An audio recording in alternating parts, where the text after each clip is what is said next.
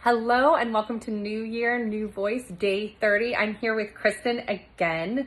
And today what I wanted to bring up, because we actually had a rehearsal earlier today and Kristin had a full day of coachings and rehearsals.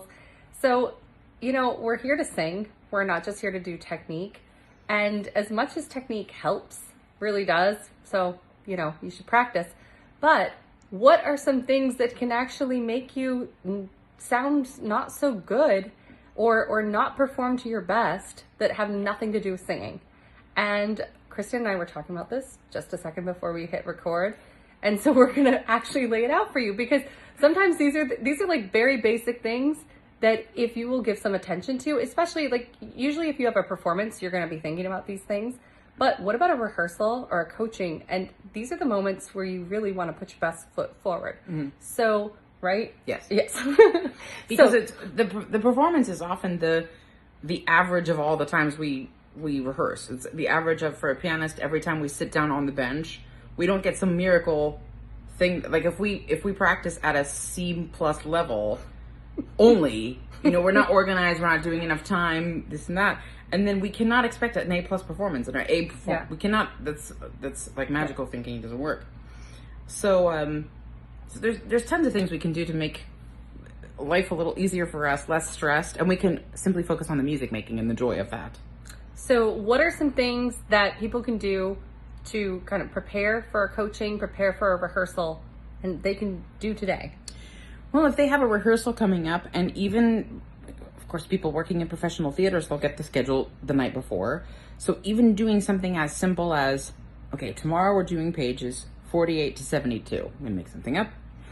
And what I can do to sound even better is when I get that announcement, take deliberate time and go over the text again slowly, really making sure the diction is as good as possible, review the translation, review the original language. There's the three things right there. Just review the text. Yeah, because like the text for me helps if you actually know what you're singing about. You're able to sort of amalgamate all the technique that you have been practicing.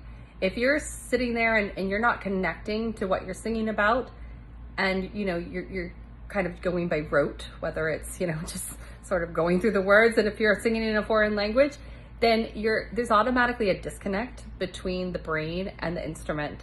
And so I think, like, for me, really knowing what I'm singing about helps just amalgamate the technique with everything. Mm-hmm. And then another thing, just review all of the musical requirements. If it's a new piece you're doing, certainly any amount of review is going to help. If it's something you've sung before, if you're a conductor or pianist, you've played it before, go back and review it again, or just say, find a different way to practice that you've never practiced it before. Keep it fresh, keep it alive for yourself, and then you'll be bringing that energy into the rehearsal. And what about warming up? Definitely warm up, and definitely plan to have the time to warm up, and not just doing a couple of whistles on the subway when you're headed to rehearsal.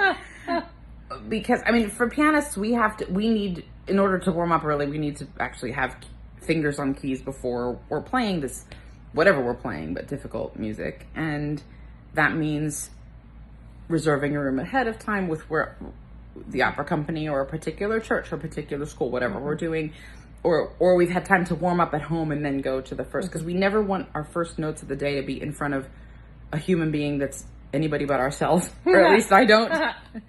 So just making sure I've had proper time to do that, it makes all the world of difference in my own, also just in my sanity. Mm-hmm. And as a conductor, can you tell when a singer hasn't warmed up? See? Yep, you heard it from someone else other than me. So warming up is important, and I'm talking to you 20-year-olds because you may feel like you don't have to, but we know. I had a wonderful voice teacher that I used to work with at Eastman, and she would accuse her students of singing on youth. Happens all the time. She was not incorrect. Awesome. Well, thank you so much, Kristin, for joining me again, and we'll see you all tomorrow for our last day of New Year, New Voice, but hopefully it's not your last day of singing. So I'm slowly getting my voice back. We have a recording tomorrow, so it better be back by tomorrow. And maybe tomorrow we can share some recording tips. That's right. See you. Bye. Bye.